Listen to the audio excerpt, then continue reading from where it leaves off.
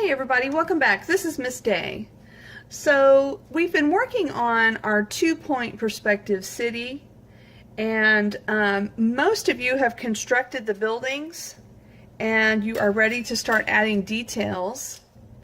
Some of you have been using a T-square like this to line up with the bottom of your paper to make sure that your vertical lines stay straight and vertical. And I'm going to use this tool to add windows to my drawing. So you can see here I've drawn it in a 2H pencil, so it's very light. I'm going to go back with a 6B and add some detail. So first thing you want to consider is your light source. So if you want your light source to be coming from the right hand side, then your shadows are going to be on the left. So let's take a look at that and see what that would look like. So if I had the light source coming this direction, actually I think I want, oh, and there's our friendly neighborhood ant.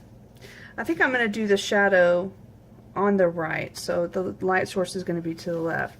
So I'm going to just add a little bit of shading to the side of this building using my T-square. You could use a ruler or a T-square. I'm just going to add a little bit so I can see where the shadow would be. So then of course the shadow is also going to be behind. It's going to fall behind the building too. So you can put some behind, and I'm going to give this a little bit more line here so we can see. And remember, all the lines are either vertical or they go to the vanishing point. So my vanishing point's right here, and the lines that I'm drawing right now go to the vanishing point. I've already checked those out when I drew my drawing with the 2H pencil. So here again, I'm just going to put a little bit of shading here for me so that I can start to see where my light source is and how my city is going to shape up. So again, this is a 6B. You could use a 6B. You could use an ebony if you want to. I just would not press hard. I would draw very light.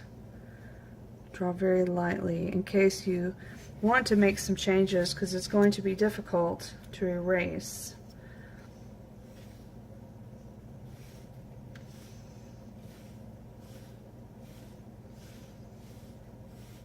Okay.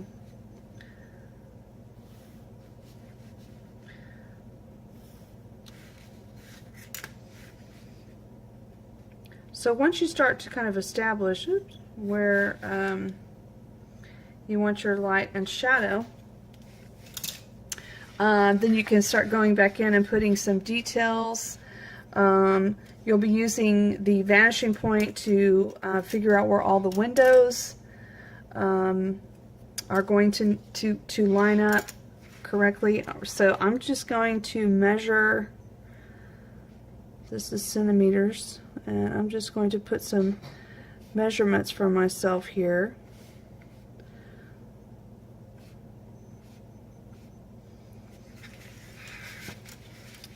So I'm just going to use the vanishing point to line those up.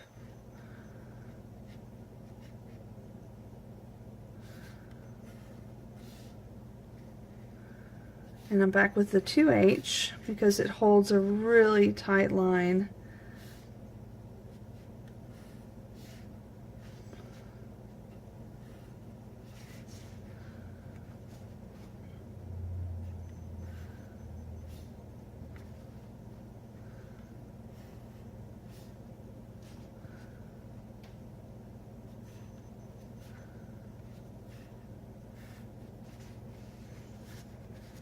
So just kind of doing like a pattern or design. So I'd carry the same thing over onto the other side of the building using, of course, the other vanishing point.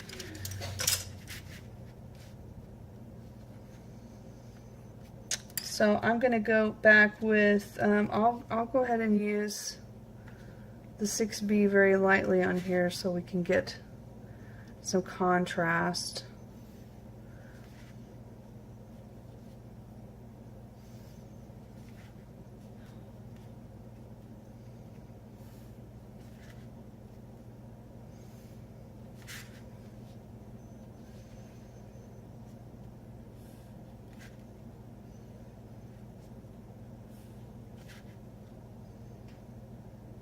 So I'm making sure each time that it's lined up to the vanishing point.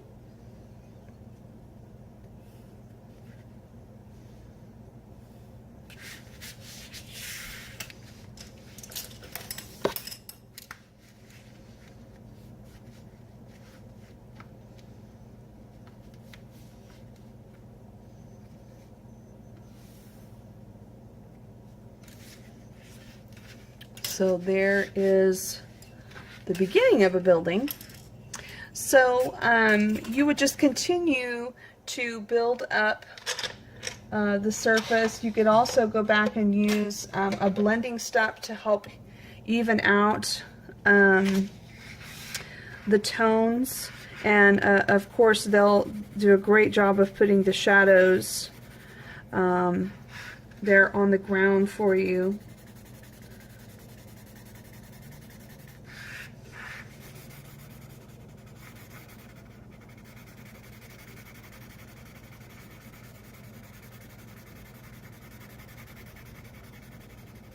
And remember, these blending stumps will not do anything unless you have some kind of graphite on the paper already. It's simply blending in and smearing around the graphite that you've just applied to the paper.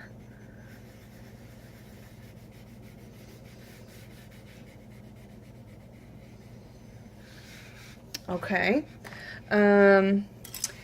I think it also looks really nice when you do like some pinstripes with the ruler. So let's see, for example, I'll go back, I'll do my 6B here.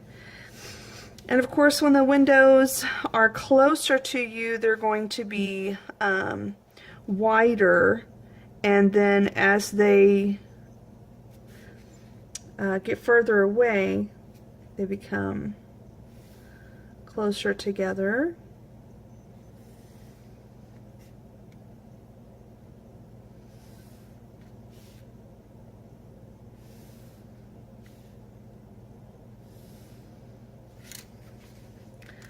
So there's an example of possible pinstripe design on a building.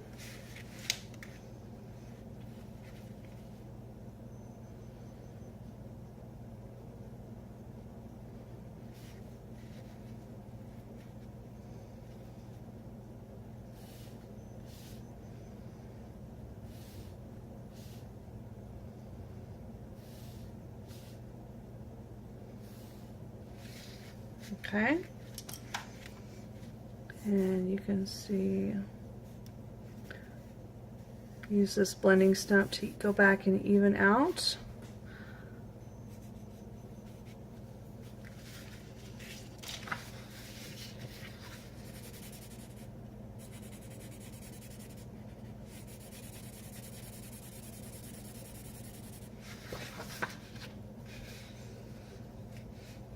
Again, you can add some shadow on the ground, some shadow behind. And you know, when you're trying to show that something is three-dimensional, the shadows are going to play a pretty big role in helping something look like it is, you know, an object in space. And so light, the value is going to play a really big role. So think about the direction of the light and where the shadows would be on your buildings. So let's just take a look at some other things that I've done here. This, of course, was the one-point house, but I used the ruler a lot to create the lines on these columns.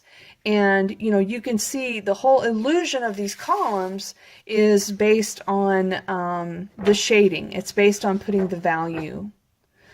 I've also got some other designs of houses. This one was a 2-point house. Okay, so back to the city. This is a 2-point city. This is like the city of skyscrapers. So all of the buildings are really tall. That is the theme. This city is, it's a city that's been picked up off of the earth. It's like a floating city. And you can see back here the vanishing point and how I started with the basic rectangular shapes, how I started to create the line for the earth. And you can see all of the details that I put on the buildings, trying to make sure that each one had kind of an individual design. So keep that in mind. You can see that the ruler is very important in creating the illusion and these perspective drawings. And again, the shadows are playing a major role in also creating this illusion. So try to go back and add shadows in your buildings, in between your buildings and on your buildings to help create that illusion of space. All right, good luck.